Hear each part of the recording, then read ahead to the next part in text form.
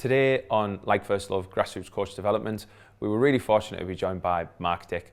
So Mark's a really good friend of mine. We've known each other for well over a decade. First met each other actually when I was a student, which he reminded me of in the conversation.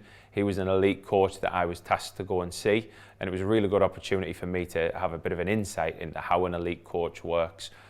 We then started working together for the FA in the foundation phase. So some great insight into that kind of 5 to 11, 5 to 12 age bracket. And Mark likes to talk about why we're there as coaches, why are the players there, and how those two things can kind of unison together and we can maximise the best for the players that we work with. Mark has since gone on to now work for the EFL. He did work in futsal. He now works as a programme manager for the EFL. And so he gives us some real good insights into how futsal can be utilised in your sessions. And now Mark works on one of the programmes that I oversee as well at Teesside ETC, working in the elite female game for that 12 to 16 age bracket. So a wealth of experience, wealth of knowledge, and I'm sure a lot of things that you can kind of take away and utilise with your players in your environment. Today we are fortunate enough to be joined by Mark Dick, currently a programme manager at the EFL. Joining us for a bit of a conversation, and we'll kind of see where things go. But Mark, thanks for coming in. Thanks for joining us. Thanks for inviting us. Just looking forward to it. No, it should be good. So in terms of Mark's background, I think I met Mark probably around about 10, 12 years ago, something like that. Was working within the FA at the time, so I think I actually started out volunteering with yourself before that. While I was still at Teesside University, I think I kind of came down and I was that eager young coach, kind of looking to get a bit of experience, and you know, you were gracious enough to not laugh at me when I first rocked up, I think would be the way to put it.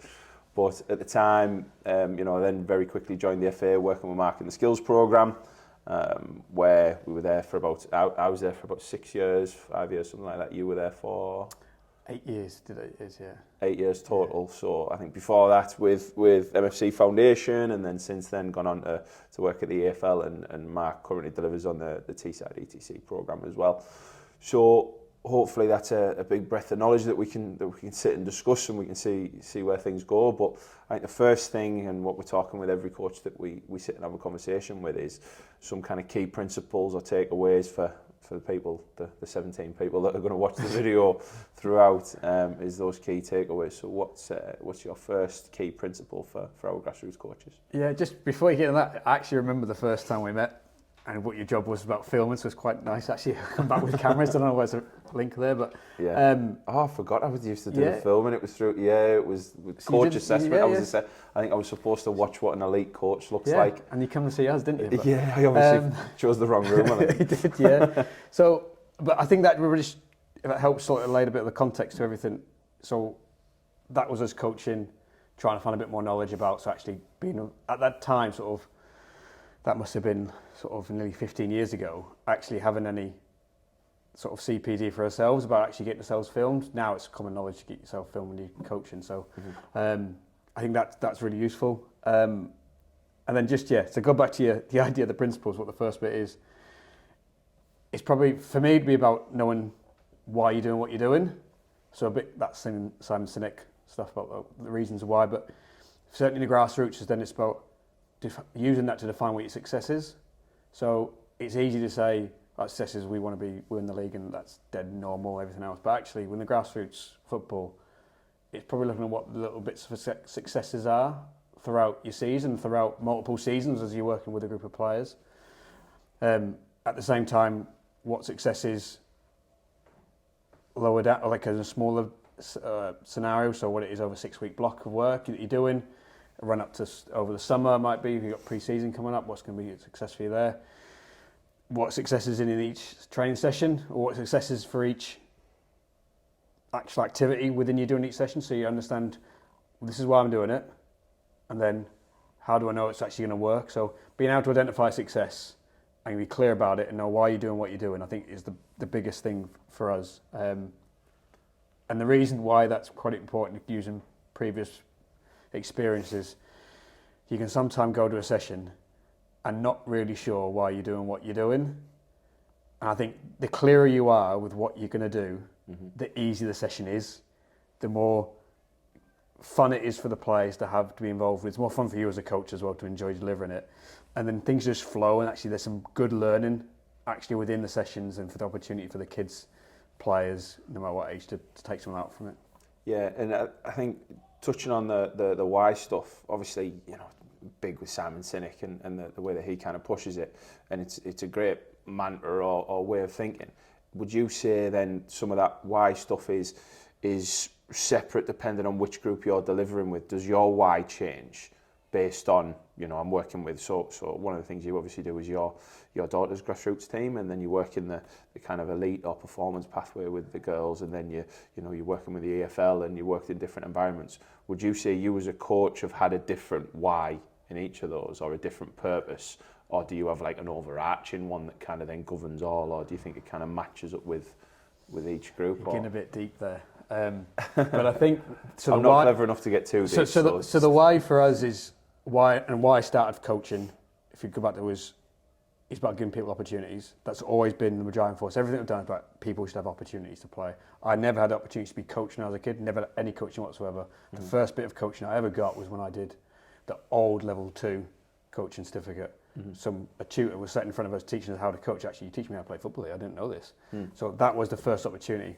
And that's driven everything. So the past histories of work for Resbon, the football in the community, as it was known at the time, was about giving kids an opportunity to play. So I think that's kind of, you have to have that as a baseline, but then why you do what you do for each group, and each age group, it changes dramatically. And it could change within the age group as well. It changes within the sessions, the groups, the squads that you're working with. So why we're going to do something is more appropriate to one player than it is to suit to another player, and that's just the way it is. So you try and be more individualised with your coaching, the session design, everything that you do, your delivery, but you have to be able to adapt it and change it. So yeah, go back to your question. The why will change dramatically and differently depending on which group that you're working with. Yeah, and how would you kind of say, you know, like I say, you're working, if you take one group in particular and you say it might adapt for each individual, and then might adapt even more so when you go to another group and in a different setting, how would you kind of land on what that why is? So what's the thought process that you have, or is it just a natural thing that's innate, or how do you kind of make that decision on, right, okay, this is why I'm going to do this with this particular group because I think they're thinking, or they want this particular outcome, or is it just that thing of, well, I just kind of react and kind of feel the moment and maneuver with that, or is there a bit more thought process attached to that? How would you kind of look at that? I think with experience, you can adapt quicker within the environment. You use the experience, so probably now I can do that. But I think going back to the start of when I started out as a grassroots coach, you wouldn't do that. You need to have a bit of information about the group or about the players. So it kind of links very closely to what the second principle, which you'll ask us a bit later on, about. But if you need to understand what the players are first, to then base the why we're doing it, to then give the success. So you want to have success and define what that success is. So you need to know the why you're doing what you're doing and actually understand what level of success is for those players. You mentioned there with the girls, my daughter's team group, even doing the same topic, if you look at it, strip it right back to a session, doing the same topic with her team, success could be literally just passing the ball between 2 and 3 players without a defender in it. That's success, because they are starting off grassroots football. They love playing, but that's their ability. That's success for them. Working with the ETC players, a higher level of players, that's not success for them. That's easy bread and butter. So actually, well, what is it about the passing and the receiving and the moving that they'll do to help get on the ball, keep the ball, move away from the defender, without even thinking about putting another defender in, which makes it easy to make it 3v2. That's, you can see success because we can cope with different with more players which are more matched up. But looking at the finer details with it, so you could just drill down a bit more focused with the better players. So yeah, go back to your question. It will change from each group, and it has to understand that. But I think you need to have a bit of understanding about what the players are first and why they're there themselves, so then you can understand why you're doing what you're doing and success will come from that. Absolutely. And you know, I've just kind of been reminded of that, you know, just before our conversation. I've literally just came off the pitch working with a group outside here, And I've kind of gone into that with a particular mindset, and right, okay, this is what we're going to work on, and this is how we're going to get to there, and this is what it'll look like. And very quickly realised, well, that's a group I haven't worked with probably in about 2 years. And it's, right, okay, I've misjudged the dynamic a little bit. Okay, trying to get a feel for that group. So I think within the first 5 minutes, it's, right, okay, we've got to have the antenna up, and okay, what are we going to judge this on, and let's see what success is going to look like, because it then was going to turn into something very different to what I probably expected beforehand, or what I'd hoped for. So I probably put my version of things onto that session without knowing the group, and it just reminds you every time you step onto a pitch with a new group, which is something I do quite a lot at the moment, and you'll experience that, where you're working with one particular group, but then you still work with other groups, and it's right, okay, I'm used to this baseline, the baseline changes, we've got to adapt, and we've got to do it on the fly a little bit. And it's funny you mentioned that, we've not had the chat before, and I don't know what your key principles are going to be. I do it very specifically so that the conversation will go where it goes. But it's funny because literally 10 minutes ago, I've probably just been reminded about that again in my coaching journey of it's me trying to put an imprint on when that's not necessarily what the girls are there for, and where they're at in their process. Yeah, I think we're probably in the same with our CPD going back and with the FA. You can't look for success, and you want to make sure you can have success within probably the first 5 minutes of the session. If it's not, it's like, right, we need to change this, because it's either pitched too low or pitched too high for the players, or they just don't get it. They can't see the relevance of why they're doing what they're doing. Which it flips back as understanding why they're going to do it, gives them success for it, prime it, and go, this is what we're looking for within the design of the practice or the session, the rules. This is what they're going to look, the outcomes of it. And if they get that right, then the players kind of link into it quite quickly, and then go, all right, yeah, this is all right. We'll carry on doing this, and you can start pushing a bit forward. Then that level of success can keep going forwards. But I'm conscious about why I said success, and the reason why is my first principle. It's not just about the coaching and about the individual at that moment. Certainly in Grassroots, success could be for a group of a team that you may have here at Stockton, that success over that season isn't where they finish in the league at the end of it. Have they kept every player throughout that season? Have they added to it? They've enjoyed playing, the girls or the boys have got their friends in, said, this is really good. Come on, that's for me, that's success. And in the same way, when they've worked with, I would say they have been elite players, they're proven now on to go and be elite players. Actually, success is not to do the opposite and not necessarily make them better. It's actually, don't make them any worse. Don't make them fall out of love from football so they don't want to play anymore. Yeah. So it's actually still understanding that what success look like for that group of players or that player themselves, and go, can we make sure we keep pushing them in the right way, helping them develop, but just understand what that is. And I think, again, within the Grassroots section, you've got parents, you're always going to have parents, because it's kids. It's when defining that success, so everyone's clear about it as well, about where it is over the season. That's what we're going to look for. Over the 6 weeks between now and Christmas, this is what we're going to look for. I found it useful to break that down as well when we do that over a season, is looking at the chunks to it just falls in the school year, the academic year of going between now and here. We're going to focus on some in-possession stuff, forget out-possession defending, we'll focus on in-possession stuff, and that will define how well we've done in that section, that period of time. That's a skill to work that out, but I think if you can, the majority of coaches now, there's enough football on TV, there's enough sources of material on YouTube, you can be selective which ones you want to look at, but there's enough information out there to work out what I can deliver, what I can do with this age group. So just helping shape that, define that, to then put it in a written form. Yeah, and I'm glad you've touched on what the different versions of that success are, because you mentioned there we were fortunate enough to get some quite high-end CPD in our previous role, and I think success criteria was always one of the things that was big on the list of how do you define it and how does it look and how does it match with, we didn't talk about their why at the time. That's probably came over the last 5 years or so, but that the way that we got that opportunity to kind of delve a bit deeper into things was brilliant for us, and you've touched on it there. But I think coming away from that slightly, just to progress things, was, well, we had those huge CPD opportunities.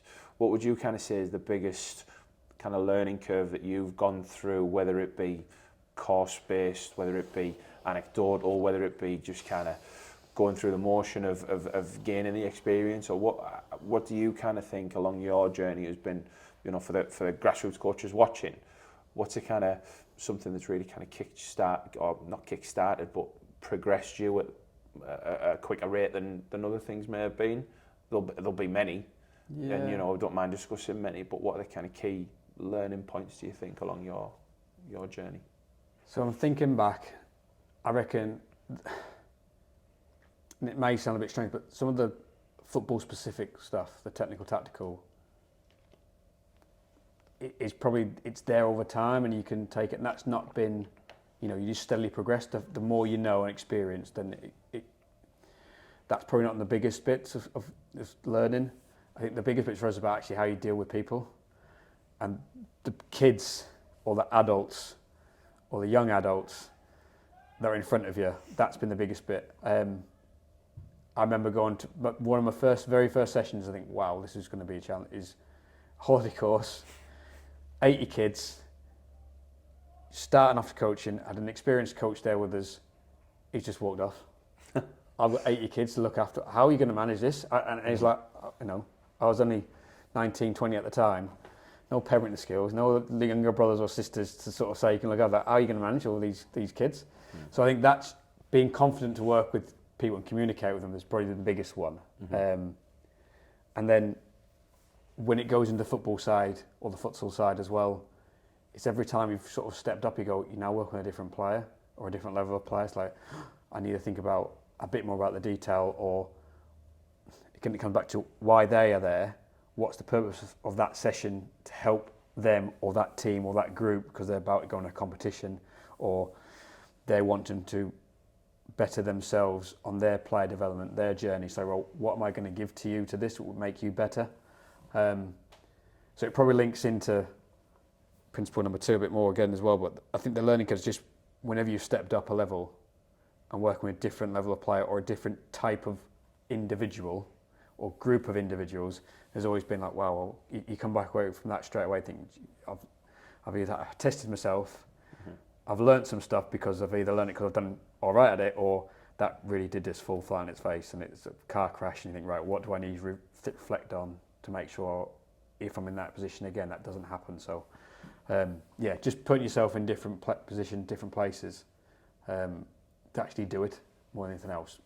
Be front and centre in front of people. Yeah, absolutely, and it's interesting. You know, we had a chat with Andy Cook not so long ago. Obviously, we've both worked with in the past, and we talked about learning curves and any discussion I have with any kind of coach or coach educator.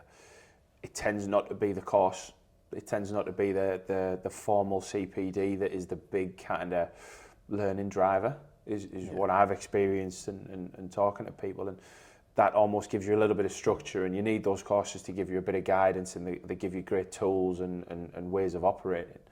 But until you go out and experience it and do it and get on the pitch and kind of go through that process in new environments, I think that's a big thing. I know I always remember, you know, my first interview for the FA, trying to kind of join your team, and I think the team we had in the Northeast at the time before I joined was, if you look at where the people have gone on to coach, it shows the level of staff that there was there.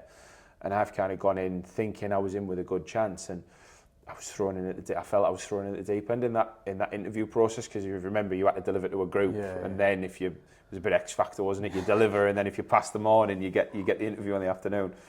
And I didn't get the job the first time, and I remember the session I'd done, I felt so out of my depth going into that environment with the likes of yourself and Cookie and Robbie Pringle and Rich Shuffleton and these guys kind of watching and all eyes on.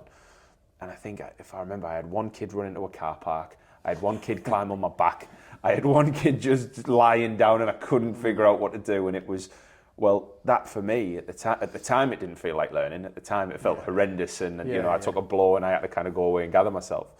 But I look back now and I think, what a great learning curve to be in that stressful environment, working with school kids, trying to put on a national curriculum session at a standard that tries to impress you guys, and everything going wrong, just the wheels completely coming off the wagon. Yeah. But it's right, how do you go and adapt to that? Yeah. And that, I always still think that's probably my biggest, if you can pinpoint one element, it's difficult, but I look now with just on that conversation, that straight away sprung into my head of just that experience of, oh wow, things are going wrong. But then you go away and reflect, and you have conversations with the staff, and they can, afterwards, I think it was Graham Carrick had a chat with me afterwards and kind of said, maybe should have done this, this and this.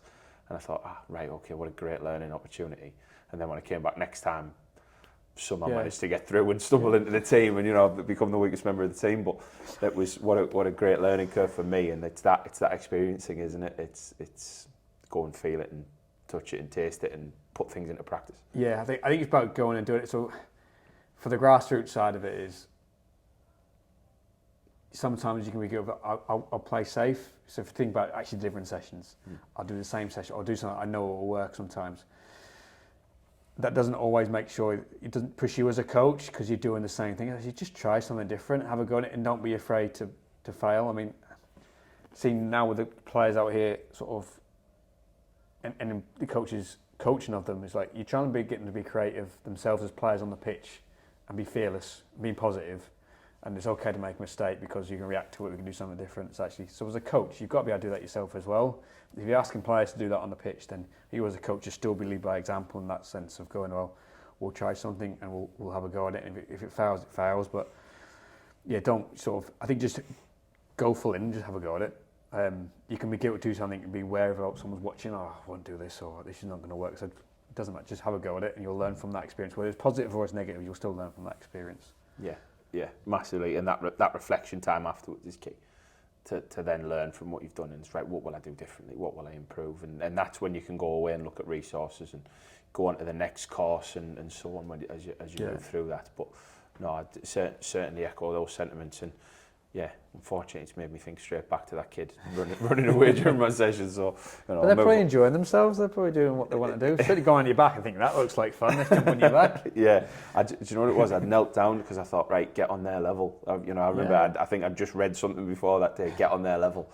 So I've done that, and a kid jumped on my back, and I thought, maybe that's not the right way to do it then. Well, that links to that. I mean, that links us onto the second principle. I know you're not going to ask the question. If you want to ask the question, you go on and go. You've referred to it a couple of times and tried to skate around the edge of it. So what's that kind of second key principle? The first one being understand why you're there and why the players or kids or whoever we're working with are there. What's that kind of second key principle for grassroots coaches? Yeah, so it's linked into it. It's about. I'm not trying to cop out here and say and put everything into one pot, but there's a load of things that are important to coaching and to work with players and actually make it a fun, enjoyable experience where they learn and they develop.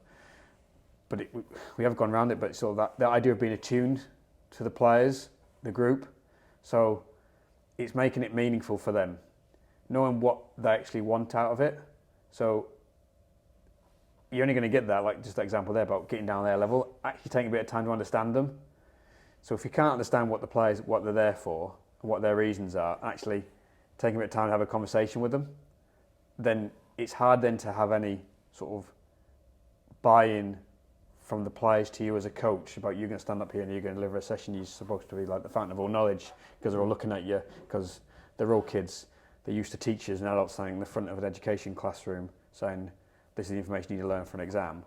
They're used to that, so actually have a bit of a connection with them, then they'll value what you're going to try and deliver. So I'm going to paraphrase that quote, but they don't care what you know until you know how much they care. If I've said it the right way around, probably not. Yeah, but it sounded articulate. Yeah, it just needs to. But you need to think of that actually. That if they know that you care about them as a player and you show a bit of interest in them, that goes a long way to cutting down all the hustle and all the baggage which comes around, particularly in grassroots football when they're there for mixed variety of reasons. So that ability to be attuned to them, but then also that goes sort of a step further about when it comes to planning and the design of your sessions, design your practices, whether it is the success of what is right for them as a group and defining what that success is, you have to know what that group or that players are. Mm-hmm. So just being attuned to them and going, this is what makes them tick.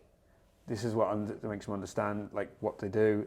It's so important to them that I think you can miss that sometimes and just think about the football side of it and not think about the person's side of it actually. So if we can be more attuned to it, then it works. But also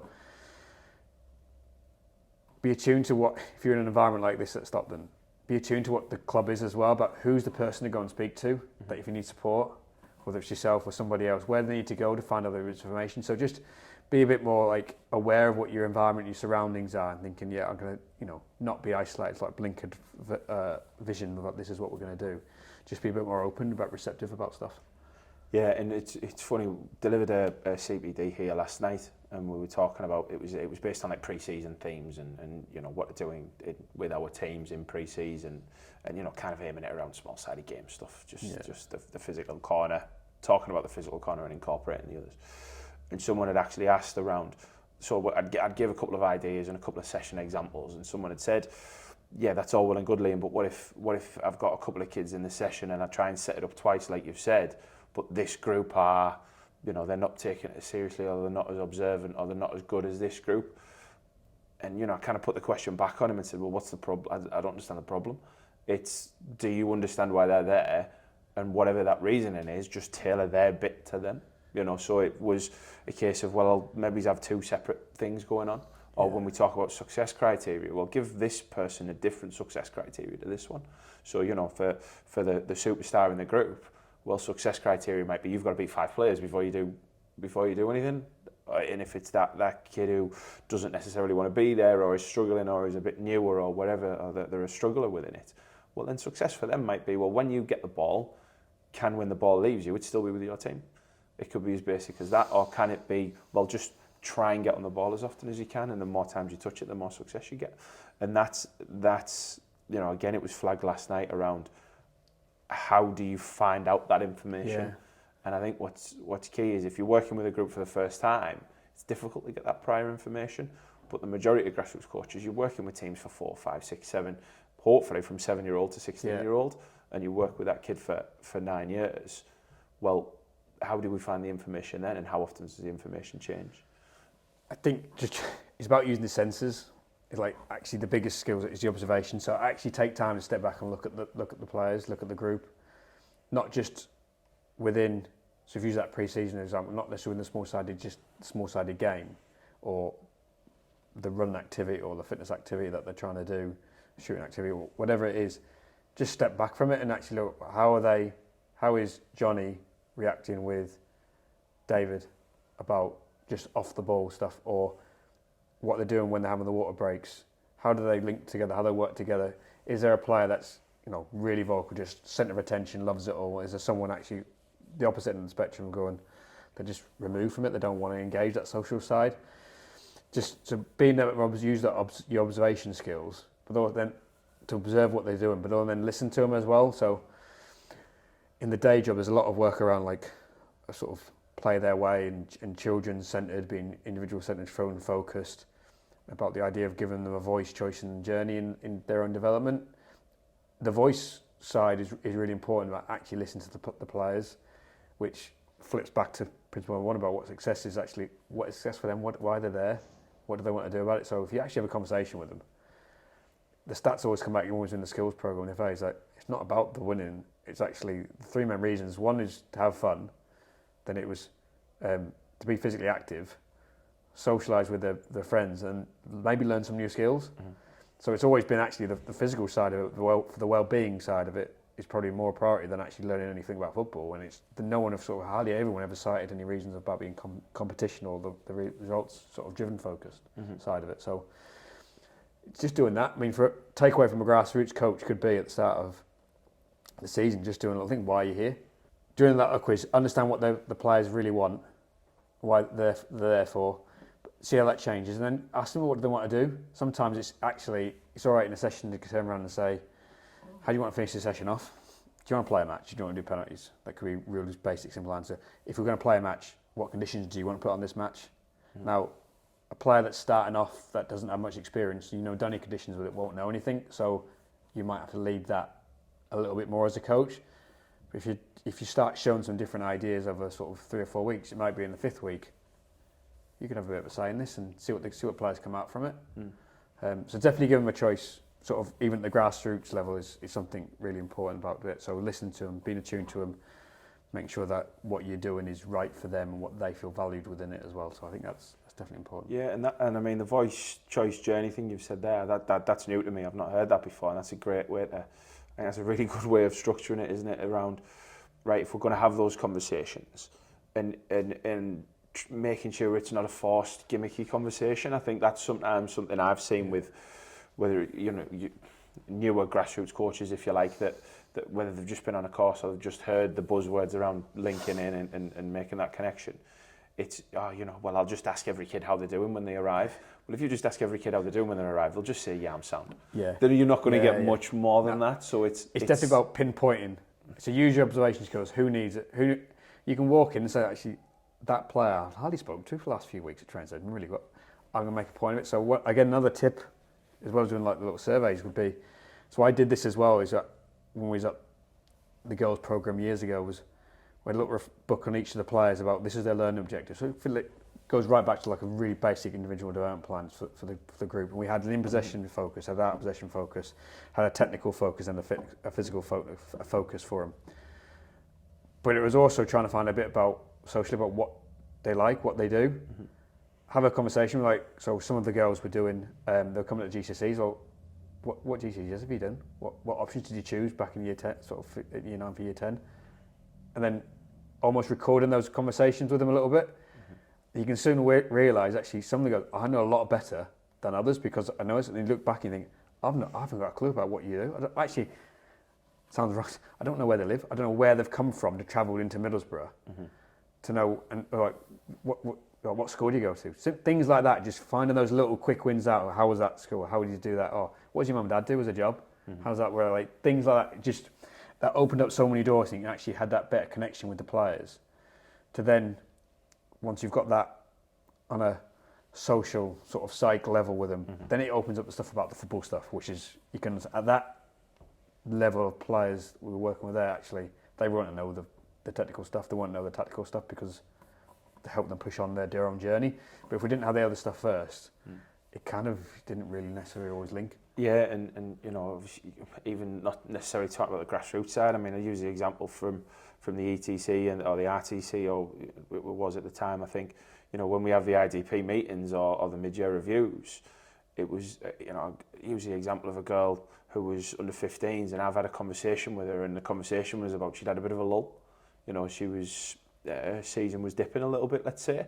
And it was right, okay, we need to get back on track, and I'm thinking of all the footballing reasons to try and get this player back on track, and then it turns out she's a swimmer at a ridiculously strong level, like as in whether it was national level or just below, but she was competing at a really high level, which means she's in the pool every single morning at 5:30 or whatever it might have been, and she was in like competition season, so she just had a couple of galas kind of back to back to back. Yeah. So it was a case of her training had tapered in a particular way to match the swimming side of things, whereas I'm looking and kind of almost trying to put my elite football lens on it and thinking, no, she's just had a dip and we need to change this and this. When actually she was just really tired. Yeah. It wasn't much more than she was just fatigued. So it was a case of right, okay, well we'll now tailor your program accordingly, and that's made me look and go, well, how have I signed a player who's been in the program for, I think she was a new player, so she'd probably been in the program about 6 months. Yeah. I didn't know she swam. Not to the level she did. And then, we've got other players coming in who, I only started playing 2 years ago. And, she's in a performance pathway. Well, why have you only started playing for the last couple of years? Oh, well, it's because I was England gymnast. And you think, right, okay, there's a load of things that we can now talk about, and instantly you make that better social connection. And that's in an environment where I've got the players, I was working with players quite a lot through the week, and I was having a lot of what I thought was a lot of connection time. And then it turns out, wow, I don't know these players half as well as I thought I do. So when we strip that back to grassroots, when you might work with a player 1, 2, 3 hours a week if you're lucky, well, okay, we've got a limited amount of time to touch base and gain some of that knowledge. So actually during the session, have the conversations at the right time. It doesn't always need to be in a break. It can be as they're walking past. It can be when you see a lull. It can be when you see a high. It can, just making sure you've got those constant kind of touchstones throughout the year, and that's how you become attuned. I think sometimes people think there's a gimmick to it. there's well, if I do this, I'll know the players better. It's just human skills, isn't it? Yeah, it goes in adults as well. So you think about it from the coach's point of view, adults, if they're going, so we deliver like a coach education course like the UEFA or anything else as well. The first time the coaches walk in and they don't know anyone, you can almost see people trying to work each other out just by observation. And then it's like, oh, where do I sit in this pecking order? Do I feel comfortable? Do I not feel comfortable? And it's just taking that time then to try and break down those. It's not, for adults, we probably have it as barriers. Like you put a defence up. It's trying to break it down. If we're doing that as adults with all the experience that we've got through working, going through the education program, imagine what a kid's like as well. But sometimes there will be some that will be really struggling about, I don't know what to say. That swimmer in that example there might not have known how to broach that conversation that she's a really good swimmer with you as a football coach because I'm here to play football. It doesn't, they don't meet in the middle sometimes. So it's like, well, how do you approach that conversation to start off with? So I think it applies to adults is how, and for the grassroots coaches, it'd be, well, what do you do in your day job? You know, how do you speak to your teammates, your colleagues in whatever work capacity you do, whether you work in the industry, work in a factory, work in an office, those moments where you actually have that like water cooler sort of conversation, or you want a cup of tea? And then, oh yeah, how do you take, just things like that, and then like, or how did that result go last night, or things like that if they like sports or football. It's like just so breaking down those barriers. I mean, that was one of the ones as well, which you always try to work out. I'm sure most of the grassroots coaches do. You're trying to work out which team they support, and that sort of helps out with little things. And then, again, it's not a gimmick, but actually, if you relate back to some of the content that you want to deliver in a football session, to players, situations that they see on Match Today, for example, or on Sky Sports or TNT, let's cover all bases. You know, if they see that and they can relate to it, they understand why they're doing what they're doing, then they almost have that, you can see the intensity level go straight through the roof. So my daughter in the back garden, I won't say who, but she imagines she's a female player, and as soon as she does that, she plays against her younger brother. She's like, my God, you're running. Look at this, how fast you're moving now. It's like, but yeah, if it's not in that, she's not in that little mindset, then it's not. So, no, we're going off track a little bit, but I think just players get attuned to different things as well. So if you can be attuned to what they are, what they enjoy, what it's like, what do they need, pitching things at the right level, being aware of what your environment is as well, but what's surrounding actually what might benefit them. It's the CPD side of it come from that. Where do I need to go and find some sort of extra support and help at the same time? Listening to the players, I think it kind of just, if you can do that, that cuts across so many different levels of conflict within grassroots or issues within grassroots, where it can just kind of just make things a little bit easier, understandable, both for the players, the coaches, and then it kind of links to the parents as well, because every time you can't negate or forget about the parents, but it's about, and because you pretty would as a coach actually as well, you'd be attuned to what the parents are.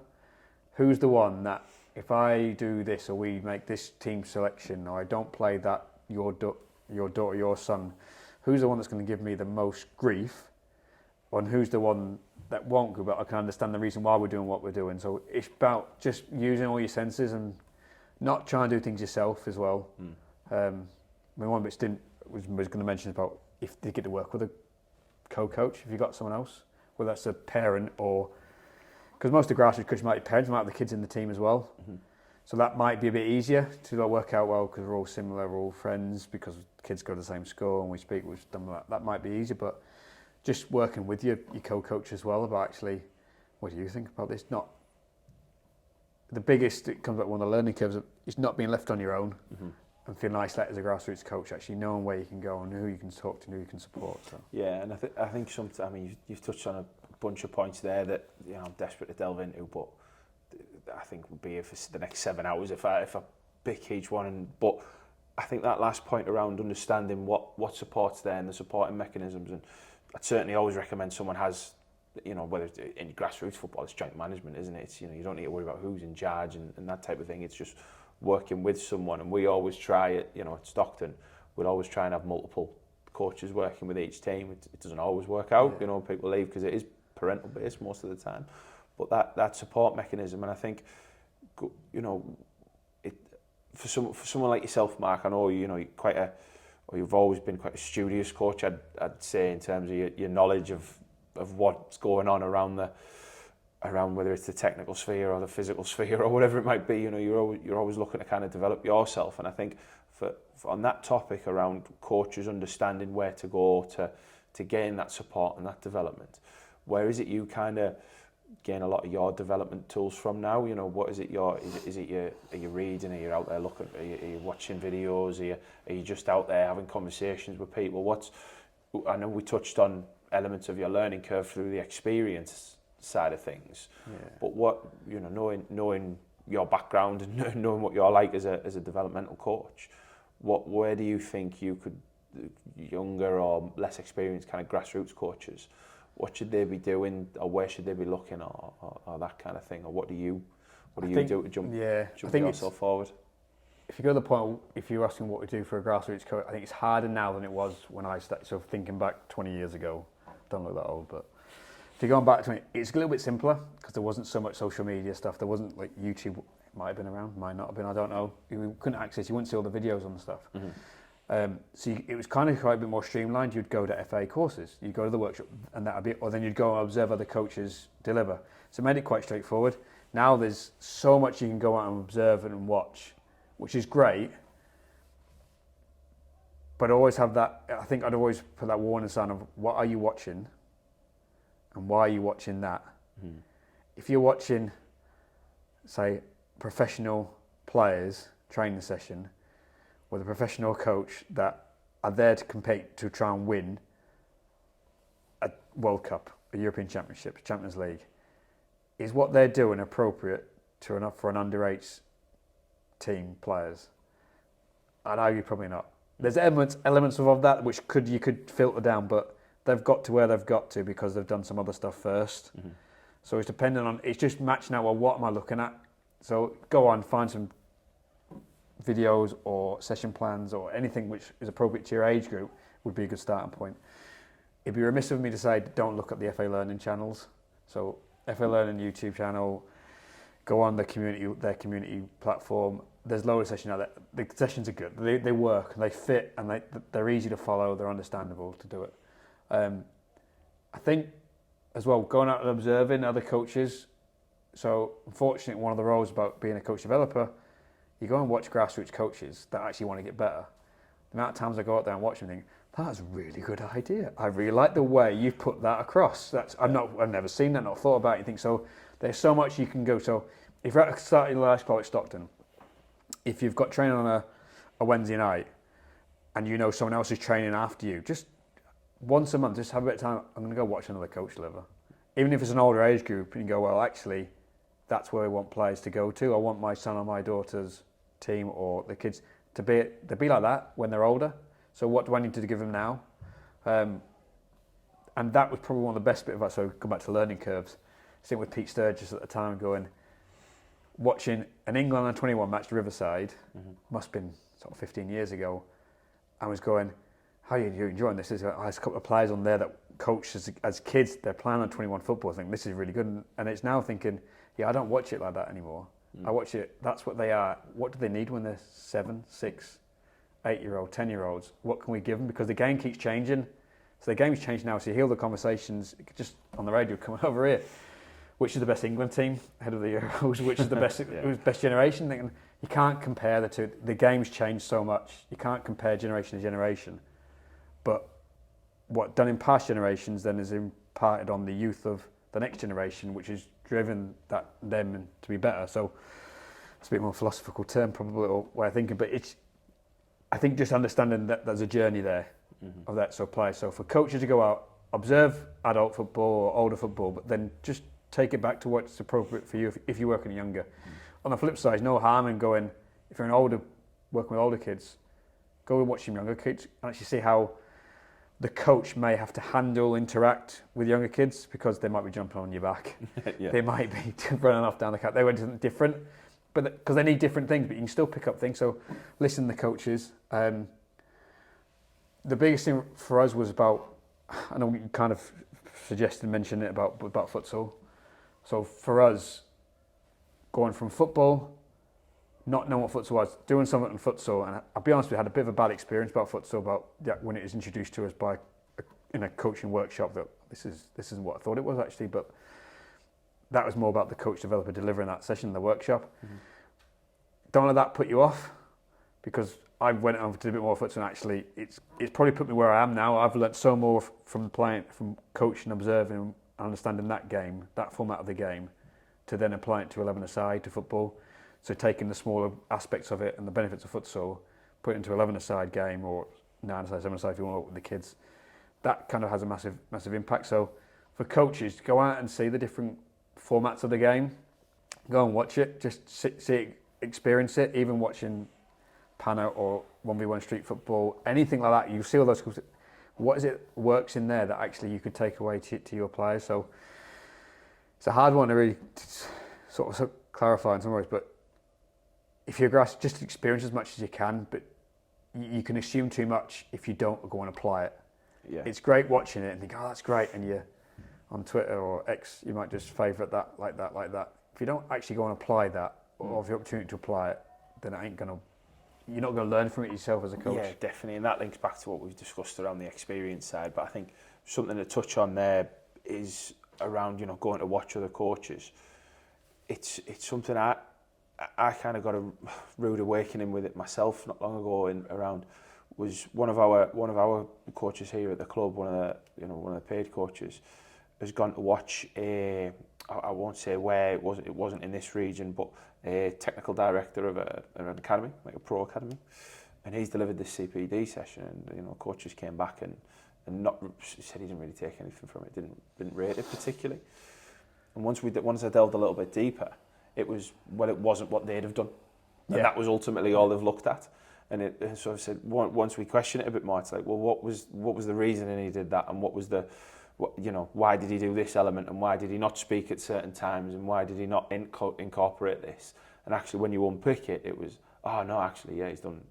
I learnt a bunch, but without knowing they learnt a bunch. So it's going and watching people with that critical eye and that keen eye, and knowing what you're looking for, and saying, right, okay, it goes back to that first point you've made of, right, well, why has he done that? Why has he done that? And if you understand the reasoning behind it, you might not necessarily agree with using it at that time, but, well, there's something I can add to my coaching arsenal or toolkit or whatever we want to call it. And then, right, I know I wouldn't have applied it in that setting, or I wouldn't have applied it in that scenario, but I'll apply it here. So, you know, he's cut off half the pitch. Well, why did he cut off half the pitch? Right, okay, yeah, because he's working on getting the ball to his number 11. If I'm working with a 15-year-old, well, okay, I wouldn't have cut off half the pitch, but I'd have cut off the central area and I'd have done this. But understanding why he's done it can at least unlock that keener eye, and that it's that reflection on how you operate, isn't it? And I think it's easy to sometimes go and observe, and I think as coaches we all instantly say, I wouldn't have done that, I could have done that better, I could have done that better. And it's, yeah, but that's almost irrelevant, because you can always change the session, and you'd always do it differently to the person before you. But it's the right, okay, I've understood why they've done it, I get the rationale. And you know, I know one of the lads we used to work with always used to talk about when he goes to watch a CPD, he's not too interested in the bit on the pitch, he's interested in the conversation afterwards, which informs what just happened on the pitch, or the conversation before, and however it's worked. It's, well, that's the bit I'm interested in. What happens on the pitch, I'd have done differently. Yeah. But I want to know the purposes, because that's what I can take and I can move forward. Yeah, the reason why they're doing what they're doing. But I think that's an interesting point as well, just about Grassroots to understand, is that when you're starting off, you don't know anything. You go watch and observe, and you take everything, anything, yes, like that. You've got nothing to base anything on, because you've got no experiences. Same as everything. The more you go up and you start getting more experience, when you start seeing them, you just go, like you just said there, you'll question it and think, I wouldn't do it like that. And then you kind of realise you sort of plateau out about, but you learn, well, I've not actually improved. If you're reflecting on yourself, you've learned that. You go, that's it, I think I've learned it all. Mm-hmm. But you haven't. And it's like actually the next bit, then you have another little learning curve, a little spike of going, well, what is it that triggered that? And that's always been the key bit for us, and saying, well, what's triggered that bit where you've shot up with your understanding, being a bit more open, a bit receptive to it. Mm-hmm. It might be because you've just watched someone do something, and the way they put it on has been brilliant, or you just know that player or that coach is just, you just idolise them anyway. You think, God, I'll just listen to anything, but you do it. So it's still about a learning journey, and it's the idea of that. The more the more you think you know, actually less you know. Yeah. Because you just go up a level and you're thinking, oh, I think we'll go into more detail on that now. And I think that's where you reach that point, and if something triggers it, it goes, and you think, well, what do I need to do next? Yeah. What should I do next? It's funny, we had the same discussion. We touched on the same point, so I won't go through it again because we talked about it in our last video with Andy, but around Dunning-Kruger effect. So I don't know if you've heard, but it's about you don't know what you don't know, and it's you have a peak of, they call it peak of stupidity, in that, right, I know nothing, I now very quickly think I know everything, and then I get exposed to everything else, and now I realise I know nothing. Yeah. And it's riding that wave, and it's a really interesting, loads of research on it. Dunning-Kruger effect is what I'd recommend people go and have a look at. But yeah, I think certainly just understanding where you are in the grand scheme of things is a huge learning curve for me. The amount of times I thought I've cracked it, and to very quickly realise, like tonight, I've struggled with the session I've tried to deliver, and it's like, it humbles you again. But look, moving on, because I'm conscious of time, I think something I want to touch on before I ask your final coaching point or takeaway is, it'd be remiss of me to have you sat across the table and me not discuss futsal.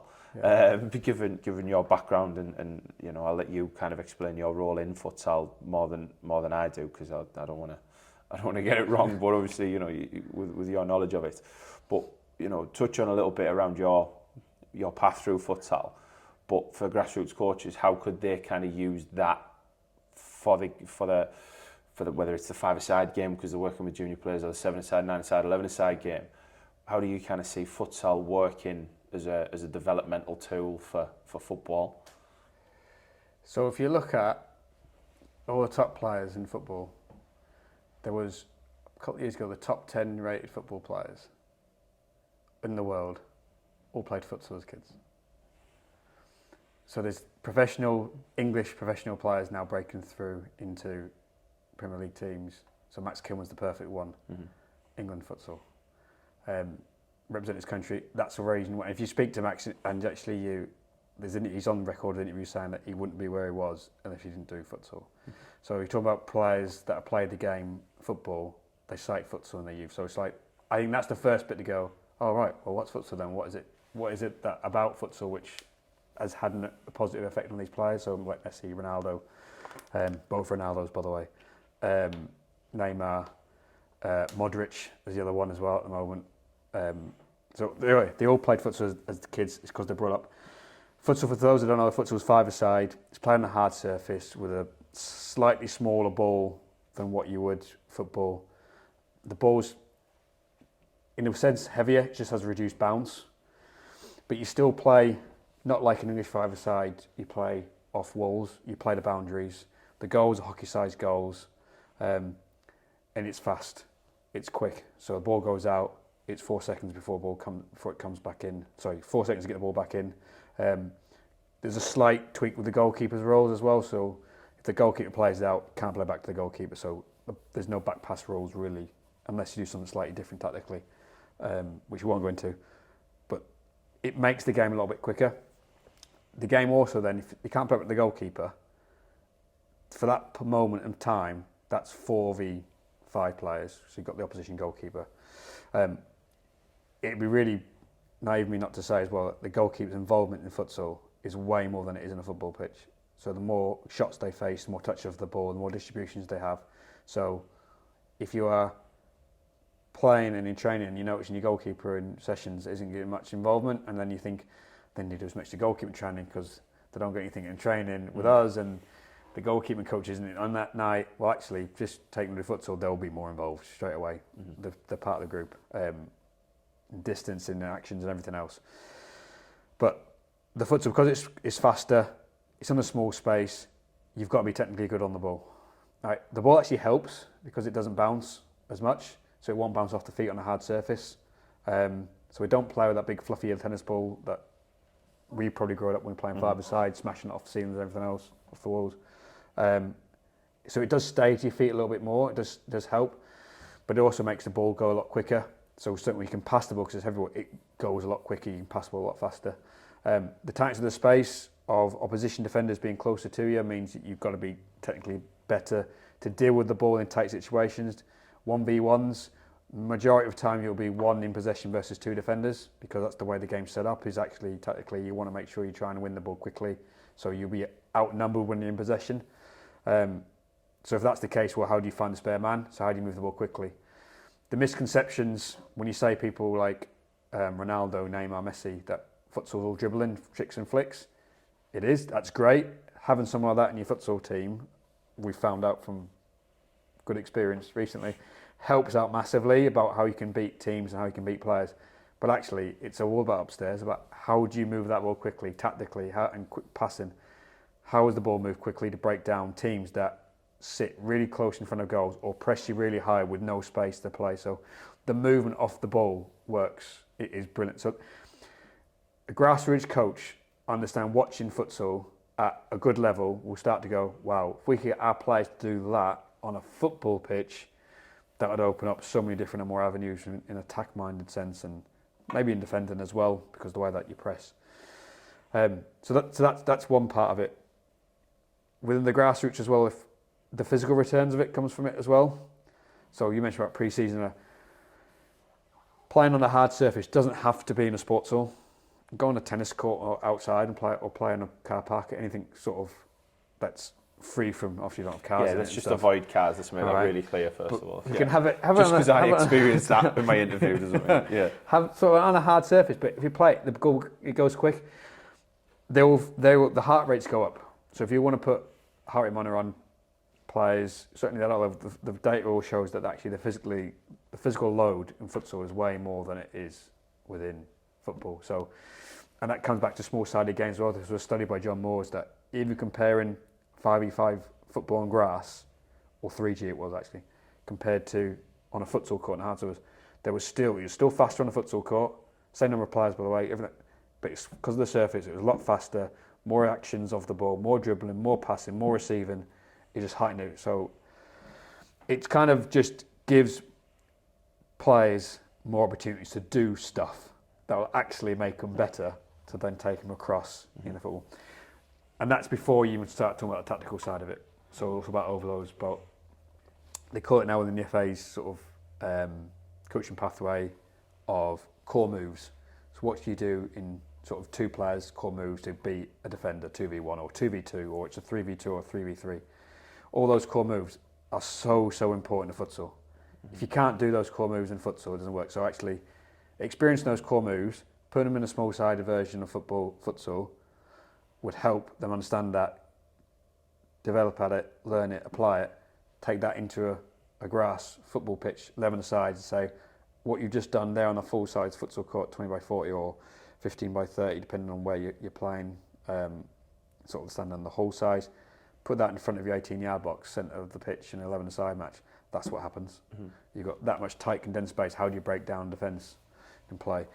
The difference is futsal, there's no offsides. So you can put that, I have to be honest and put that in. So you just tweak it slightly. Well, football, we're going to have an offside line here with the last defender, but how we play. So futsal has a massive benefit to players. And I would encourage it. We encourage every grassroots coach to come across, have a go at it. Whether the starting is the same, it's brilliant you've got a 3G pitch that they go out and play on that. It's also great that you've got a hole. So actually, can you go and play in a hole for winter? If you did that 6 weeks of the year, I think you'd start to see a massive benefit. In fact, we did that with my daughter's team, and my daughter's team aren't the greatest technical ability-wise. Put them in the futsal court, they really struggled to start off with because the ball was heavy and it's harder, and it was like, wow, how do we manipulate this ball? Now, they're doing really well with that. Some of those players have managed to transfer that onto a pitch, onto a 9-a-side pitch, and they're flying. They're going, this is really good. You've done really well. And the speed of the play, speed of the thought, speed of action, it's gone through the roof. So it's like, wow, if you could do that with an untalented group of girls, careful how you word this, that are really there to play socially. Yeah. They're starting off, they're beginners, they're not talented yet. Course. They've got potential, they're playing. But then you put that with maybe a couple of years' time when they've got a bit more about them and they're actually, they're really driving that, they'll go even higher. At the same time, you take that with a group of boys or other girls that are slightly better, they accelerate their learning a lot more as well. Yeah, it's something we're trying to introduce as much as possible at the club. But grassroots coaches will be watching this thinking it's difficult to find the time, the space, all that type of thing, and it is. But you know, we're looking at it and thinking, well, we've got some of our junior teams play in a futsal league. They play futsal as well, and they train in futsal. And the proof's been in the pudding for us. We've seen a huge acceleration in their football ability or their football level based on the futsal. And whenever we've introduced futsal sessions and things like that as a club, well, actually we've been inundated with kind of when they first come in. But then the retention has been huge because I think everyone can instantly see the benefits. Yeah. I think it's and what you've talked about in terms of just the volume of football actions, and that's the key. We talk about football training and football coaching is just about repetition. Ultimately, repetition at whatever it is you want it to work on. Well, in futsal, you're getting a heck of a lot of repetition of having a football near you, and that's ultimately where we see the huge benefits. Is well, the more actions you can have with a football at your feet. Just by the definition, the better it's the more it's going to accelerate your learning, and the more it's going to help you. But again, look, I've mentioned it once or twice. Conscious of time because it's been a brilliant conversation, and I could kind of talk for the next 3 hours to be honest. But really keen on kind of getting that final takeaway message. So you know, we've discussed the understanding the why and what success they get in. Kind of talked about how attuned you are to your group and how important that is, but what's your kind of third and final takeaway for our grassroots coaches, all 16 that are watching? One of them switched off halfway through. Probably yes. So enjoyment. I think most people will say enjoyment, but I didn't realise how privileged you were as a coach, like what privilege it was to be a coach until actually my daughter started to play, and you start seeing what a difference we're having on people playing. And not just, so certainly in the grassroots side of it, because it always goes back to the idea of that every England international, every player started from grassroots, or they started in schools. They started playing football at a grassroots level. It's the start of a journey, and actually you'll probably be a grassroots coach that might be that start of someone else's journey. It's fortunate enough that players that have coached in different capacities for different lengths of times have gone on, they're having great careers professionally, or they're playing a reasonably good level, amateur sort of semi-pro football. And thinking, that's brilliant. You're giving them opportunities, success stories, or sort of moments in their life that they'll never forget. I think and they're doing what they want to do. So enjoy what you're doing as a grassroots coach, because there's lots of opportunities which you're creating for other people. So see it as really see it as a privilege. But then also enjoy it in the sense of what you achieve. So it goes back to the first point, knowing what success is. And when you get those little bit wins of success, enjoy it. I'm not saying doing like Jose Mourinho, knee slide down the side of the pitch if you win your match or something. That's not necessarily it. If you want to do it, go for it. Because if you work so as a coach who worked before, I won't say what club they're at. He had a bad time one season, and at the end of the season, he lost half his team. So it was he's just starting off. His son was in that team. They lost half team because the parents thought, you're not actually coaching our kids, you're not very good at this. The kids aren't that great.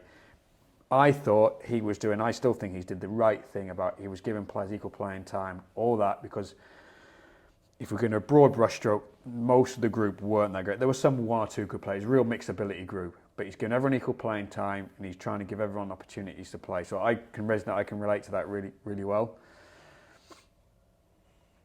Half the players went, and they said you're rubbish as a coach. So that knocked his confidence. Anyway, so we got some more players in, kept the same group, son played there. They've gone all the way through this season. He's actually planned, so those principles that they've worked, he's had to define what success was, been attuned to what they need. He's planned out his blocks of work. He's gone through everything. And it was the penultimate game of the season that they won. I won the first game, text message, we've won, really buzzing, best ever coaching career, like coaching life, thinking great, that's fantastic. Then they come see him a few weeks later, they came second in the tournament against teams that were beating them a year ago at the start of the season. And I said, how do you celebrate? He goes, just a little fist pump. So enjoy that moment, whatever way it is that is enjoyment for you. Just take it, whether it's telling your missus when you get home, we did that, we won that, or she did that, he did that, or we did that session. Really just take that moment to reflect on the enjoyment of the satisfaction of you've done it. And it sounds a bit cliche, but if you do that, it kind of links everything back to go, well, it helps me why I'm doing what I'm doing. Yeah, and it's you know, I talk about it a lot, the like versus love effect. And you know, we love the game. We love being part of it. And I think any time I talk to a grassroots coach who's starting out, the conversation is very quickly, look, you do not understand how much time you are going to commit to this. Yeah. And everyone's always, nah, you know, I'll turn up and I'll help the kids, and it's all about their development. Takes over. And then 2 months' time, it's a full-time job for them alongside their full-time job. Yeah. And every grassroots coach, I think, will resonate with that. So, you know, I look at some of our coaches and I have a conversation with them at times afterwards. I'm like, do you enjoy this? Because it doesn't look like it. Yeah. And therefore, the kids can tell. And they tend to be the coaches that come to me and say, oh, I've got behaviour problems in the group and this, that and the other. And I'm like, well, you don't. You're just not enthused in any manner. And your version of enthusiasm will look very different to my version and very different to whoever's version. But if you put whatever your version of enthusiasm is and you enjoy it and you love doing what you're doing because we love being part of football, that's why the game is what it is, then that'll impact on the players, and they'll reciprocate it, because they're just mirrors at the end of the day, the kids that you're working with. But even with adult football, I don't mind, you know, sharing the story of with our first team, who were competing at, you know, a pretty good level, and it is results oriented. That's absolutely what it's about. Well, when we won, you know, when we get promoted, it's a big celebration.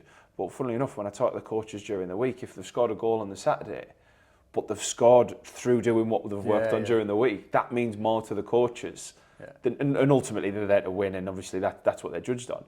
But we've worked on switching play this week. Well, the left winger banged it to the right winger, who then put it in the top corner at the back post. Well, the coaches are then going, I impacted that.